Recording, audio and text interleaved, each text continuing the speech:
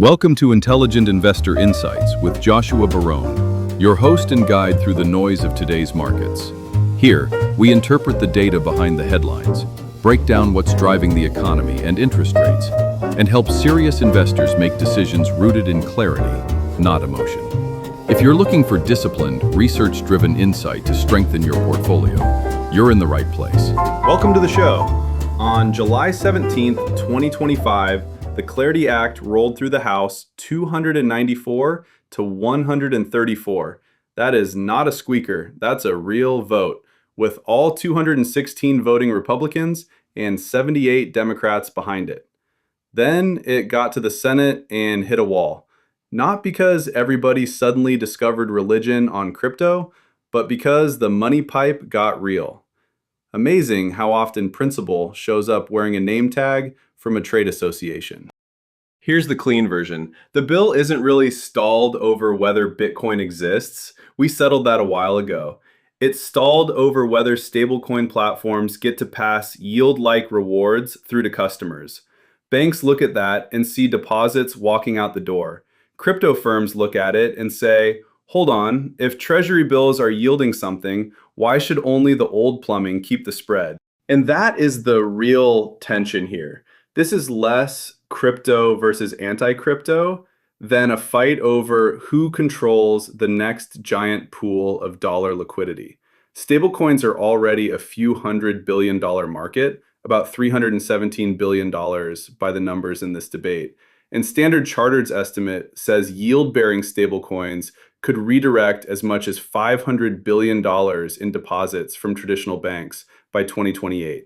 $500 billion. That's not a rounding error. That's the kind of number that makes very polished people start speaking in the language of consumer safety with great sincerity.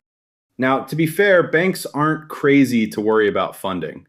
Their argument is that if digital dollars start acting like high-yield checking accounts, you weaken the deposit base that supports the traditional lending machine. The White House Council of Economic Advisors pushed back on April 8 and said banning stablecoin yield would increase bank lending by only $2.1 billion, roughly 0.02% of total US loan volume. So one side is saying this is a system-level threat. The other side is saying, fellas, the actual lending effect is basically couch cushion money in a national banking system. Same facts, very different movie. The Senate Banking Committee was supposed to move faster. Instead, the markup slid into May after Senator Tom Tillis said he wanted to hear everybody out and get a rational basis for what stays in and what gets tossed. Chairman Tim Scott has identified 3 unresolved issues: the stablecoin yield language, the DeFi provisions, and getting all Republican committee votes lined up. Senator Cynthia Lummis has been blunt that if this misses 2026, meaningful market structure legislation could slide to 2030 or later. That's not hyperbole. Legislative windows shut fast, especially once midterm politics starts eating oxygen. And if you're thinking, Josh, how can a few lines in a bill matter that much? Yeah, welcome to finance. A sentence fragment in Washington can reroute hundreds of billions of dollars. I've built businesses in regulated corners of finance. Sometimes the entire economics of an industry hangs on one definition, one exemption, one comma if the lawyers are especially well-fed. That gets us to the deeper problem. Why are we even here? Because for most of the last decade, US crypto policy has been written by lawsuits, not statutes, not clean categories, lawsuits. That's like learning traffic rules from crash reports. You eventually figure out where the guardrails are, but only after somebody goes through one.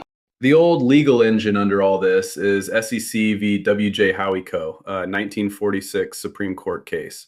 The Howey test asks whether there's an investment of money in a common enterprise with an expectation of profits derived from the efforts of others. Fine framework for orange groves and traditional schemes. Start jamming decentralized tokens into it, and you get what my father would have called an elegant antique doing a bad job in modern traffic. Ripple is the best example of the mess. In 2020, the SEC sued Ripple, arguing XRP sales were unregistered securities offerings. Then in 2023, a court basically split the baby. Institutional XRP sales counted as securities, programmatic sales on public exchanges did not. Meanwhile, another court in the Terraform Labs case reached the opposite flavor of conclusion on similar questions. Same country, same broad legal test, different outcomes. If you're a builder, an exchange, or an investor, what exactly are you supposed to do with that? Other than spend more on lawyers, which coincidentally has been the one reliable growth industry here. The Clarity Act is an attempt to stop governing by ambush. It tries to create actual categories, digital commodities like Bitcoin, Ethereum, and Solana under CFTC spot market jurisdiction, investment contract assets that can graduate out of securities treatment once a project is sufficiently decentralized, and payment stablecoins under tailored rules tied to the Genius Act framework. Whether you love that architecture or hate it, at least it's architecture. Right now, we've been living in a legal swamp with signposts written after sunset. But the bill's internal fight is where this gets almost comically specific. Stablecoin yield is one front, DeFi is another, and then there's that phrase, sufficiently decentralized, which sounds tidy until you ask 10 lawyers to define it and get 11 answers. The Senate Banking Committee draft also reaches into software developer protections through the Blockchain Regulatory Certainty Act, banking activities, bankruptcy treatment of customer property, tokenization of real-world assets. This thing is not one bill so much as a rolling family of bills in a trench coat. Crypto firms say if stablecoins are backed by safe assets and generate income, customers should share in that return. Banks say that's just uninsured yield chasing dressed up as innovation, and it directly attacks the deposit base. Both sides are rational from where they sit. One wants market access, the other wants to keep the cheapest funding source in finance from leaking into a digital wrapper. In other words, everybody is defending civilization as they define it. What makes the whole thing more absurd is that Washington is already moving twice at once. Congress is stuck in mud, but the executive branch has been quietly laying track. In March 2025, President Trump signed the executive order establishing the U.S. Strategic Bitcoin Reserve, directing that Bitcoin seized in criminal or civil asset proceedings be held rather than auctioned. Estimated holdings were around 207,000 BTC at the time. Symbolically, that's a big deal. The United States officially treated Bitcoin like a reserve asset, even while Congress still can't finish the owner's manual. Then in March 2026, the Federal Reserve Bank of Kansas City approved a limited purpose account for Payward Financial, Kraken Financial. That matters because it gave a crypto native firm direct access to core Fed payment infrastructure after a process that had been dragging since 2020. 6 years. That's not regulation at the speed of software. That's regulation at the speed of sedimentary rock. But it happened. So step back and look at the picture. One arm of government is stockpiling Bitcoin and letting a crypto native institution into the payment system.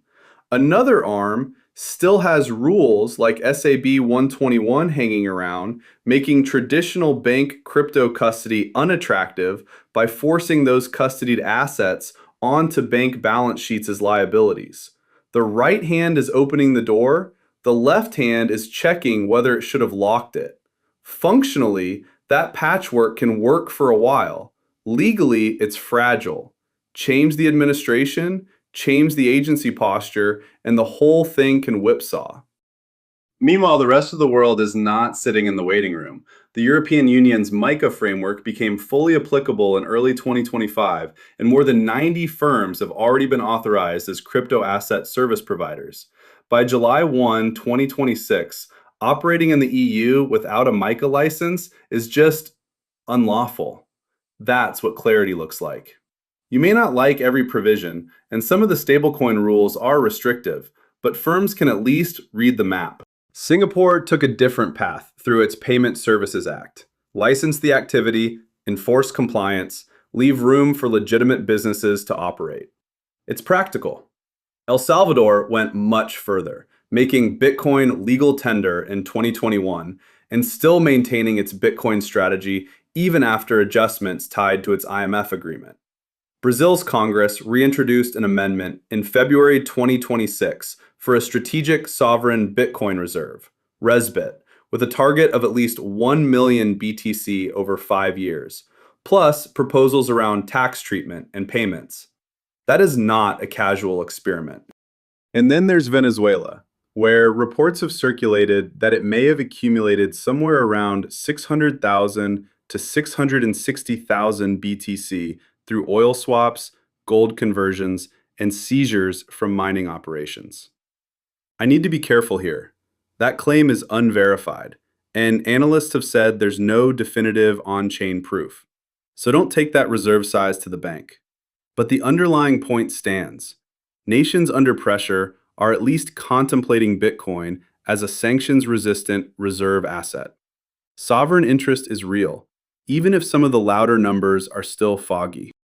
All of this feeds directly into investor behavior. Institutions hate uncertainty they can't underwrite. Fidelity's 2023 digital asset study showed 51% of institutional investors globally already had exposure. By early 2026, Fidelity data showed 58% of institutional investors surveyed globally held digital assets, and 73% of financial advisors reported having an allocation. So adoption is rising, the appetite is there, but where does the money go when the rulebook is blurry? It concentrates in Bitcoin and Ethereum, the assets with the most legal de-risking, and avoids the broader ecosystem where regulatory ambiguity is still a live grenade. That's the cost of uncertainty. Innovation slows, capital gets picky, developers and firms engage in regulatory arbitrage, setting up in the EU, Singapore, the Cayman Islands, wherever the rules are at least legible. It's not just about token trading either. Tokenized real-world assets, cross-border payments, supply chain tools, title transfer, record keeping, all the boring, useful stuff that actually changes infrastructure gets delayed when nobody knows which agency shows up with a subpoena. So from here, I see 3 paths. 1, the Senate Banking Committee marks this up in May. They hammer out a compromise on yield and DeFi, find enough votes to clear the 60-vote hurdle, reconcile the Senate and House versions, and it gets signed in 2026. In that world, the US finally moves from improvisation to statute. 2, the more muddled version. Markup happens, nobody's thrilled, floor passage stalls, and we keep this administrative patchwork. Bitcoin reserve here, Fed access there, enforcement guidance somewhere else. Functional, but reversible. 3, the worst way to make policy. A crisis. Big fraud, ugly collapse, major security breach, and Congress writes a crypto law in a panic. That's how you get a bad law that lasts a long time. The stablecoin fight may look small from a distance. Just a dispute over whether customers can earn a few points on digital dollars. But I don't think that's the real question anymore. The real question is whether the United States wants to govern digital finance with rules written in daylight, or keep doing this by lawsuit, memo, and executive improvisation. And if the answer is still, we're working on it, well, the rest of the world is not waiting at the toll booth. Thanks for listening. Thanks for joining Joshua on Intelligent Investor Insights. If today's discussion raised questions about your portfolio strategy, risk exposure, or how to navigate this late cycle environment, we invite you to connect with us. We work directly with investors who want data-driven guidance, institutional level analysis, and a partner in building durable wealth. Reach out to start the conversation and take the next step toward becoming a more informed, confident, and resilient investor. Until next time, stay rational, stay disciplined, and invest with intelligence.